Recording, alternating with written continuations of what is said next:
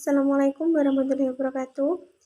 Perkenalkan, nama saya Mauriditul Hasanah dari kelas IL semester 5. Di sini saya akan mempresentasikan hasil kerja saya mengenai pendidikan penyedaran dalam perspektif Islam. Pembahasan yang pertama yaitu mengenai pengertian pendidikan penyedaran dalam perspektif Islam. Yang pertama, apa itu pendidikan? Pendidikan dalam Kamus Umum Bahasa Indonesia berarti perbuatan yang berhubungan dengan pendidik, pengetahuan tentang mendidik dan pemeliharaan, latihan-latihan dan sebagainya, baik lahir maupun batin.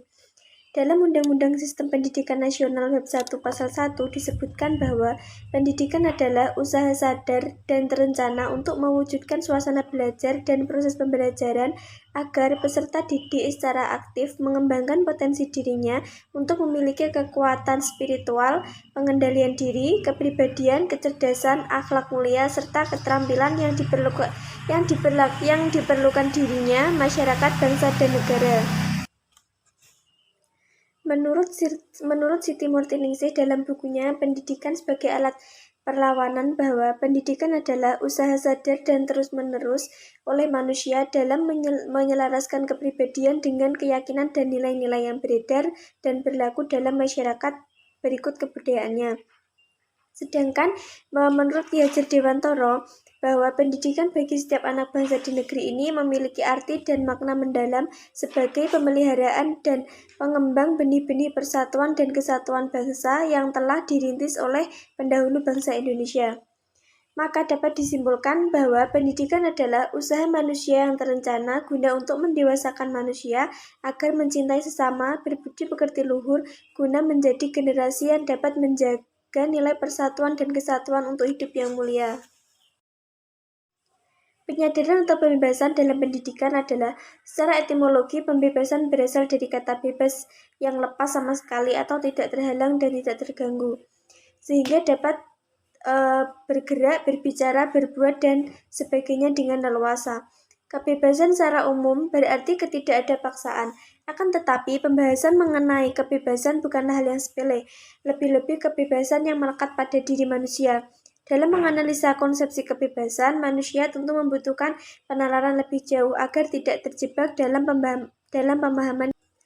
Maka, pendidikan pembebasan adalah proses memanusiakan manusia melalui kesadaran untuk melepaskan diri dari bentuk penindasan yang hegemonik dan dominatif, karena kedua hal tersebut menjadi penghambat bagi tegaknya pilar-pilar pembebasan. Pendidikan adalah untuk membebaskan, bukan untuk membelenggu.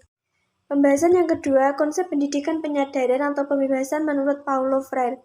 Freire menyebutkan bahwa terdapat sistem pendidikan sekolah tidak lebih dari penjinakan. Bagi kelompok elit sosial, kesadaran golongan tertindas membahayakan keseimbangan struktur masyarakat hierarki piramidal. Freire menggarisbawahi bahwa dalam pendidikan terdapat 3 unsur fundamental, yakni pengajar, peserta didik, dan realitas. Hubungan antar unsur pertama dan unsur kedua seperti halnya teman yang saling melengkapi dalam proses pembelajaran. Keduanya tidak berfungsi secara struktural formal dan nantinya akan memisahkan keduanya. Pemikiran Al-Mawardi dalam bidang pendidikan sebagian besar terkonsentrasi pada masalah etika hubungan antara guru dan murid dalam proses pembelajaran. Ini karena dalam aspek pendidikan, guru memegang peran penting. Keberhasilan pendidikan sebagian besar tergantung pada kualitas guru. Oleh karenanya, Al-Mawardi menekankan sikap tawadhu atau rendah hati dan saling menghargai dan ikhlas merupakan ruh dari setiap tindakan. Profesionalisme menjadi tuntutan yang wajib dipenuhi.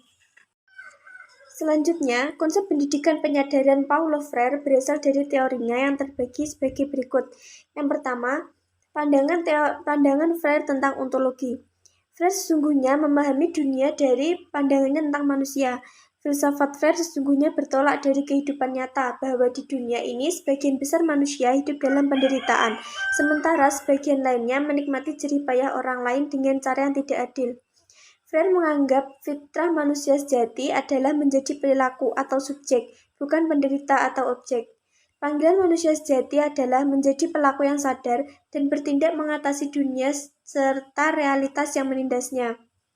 Karena dalam moto teori ini bahwa sesungguhnya manusia lahir ke dunia bukan sekedar mengetahui dunia, melainkan harus merubah dunia. Olehnya, jika seseorang pasrah dengan keadaan, apalagi tidak ada ikhtiar, sesungguhnya manusia itu sedang berada dalam penjara atau dehumanisasi. Epistemologi. Epistemologi dalam penelitian ini adalah pandangan mendasar tentang pengetahuan serta bagaimana pengetahuan manusia muncul. Freire menolak dualisme epistemologi. Dualisme dalam pengetahuan yang dimaksud Freire adalah pemisahan antara subjektivitas dan objektivitas. Objektivitas dalam memahami realitas. Pengetahuan yang dibangun melalui praktik dan berakar dalam situasi-situasi konkret. Tanpa praktik, pengetahuan akan sulit, sehingga epistemologi Freire yang pertama adalah praksis. Selanjutnya, Freire berasumsi bahwa pengetahuan didapat dari dialog. Dialog yang dimaksud dalam pandangannya adalah sarana epistemologis pencarian pengetahuan yang benar sekaligus kehidupan yang lebih baik. Yang ketiga, pandangan Freire tentang aksiologi. Bangunan pengetahuan yang baik menurut Freire adalah ketika mengetahui manusia harusnya mampu melakukan. Keselarasan teori dan praktek menjadi kunci ajaran Freire. Freire juga memandang perlu tindakan yang sesuai dengan norma-norma. Hal itu didasari oleh pandangannya tentang etika. Meskipun terdapat pembedaan antara hubungan manusia yang bermasyarakat, akan tetapi putusan tersebut harus bermuara pada etika, dalam artian kerendahan hati, keyakinan diri, cinta, saling percaya, dan membangun harapan, serta pemikiran yang kritis. Pembahasan yang ketiga yaitu pendidikan penyadaran dalam perspektif pendidikan Islam.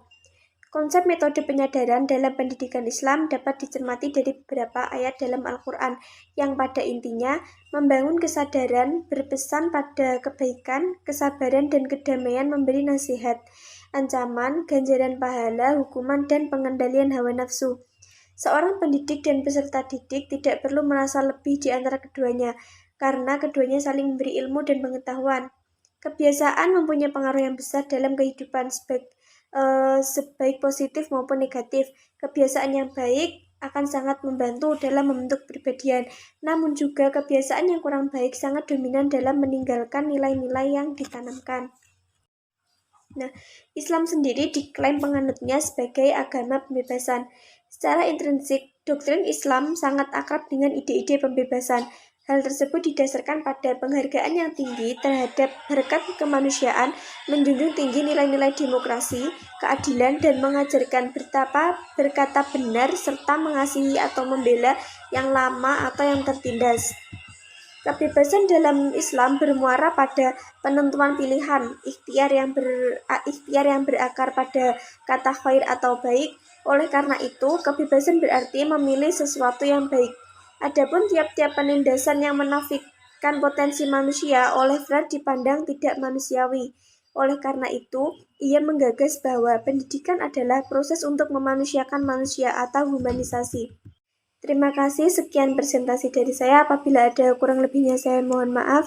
Wassalamualaikum warahmatullahi wabarakatuh.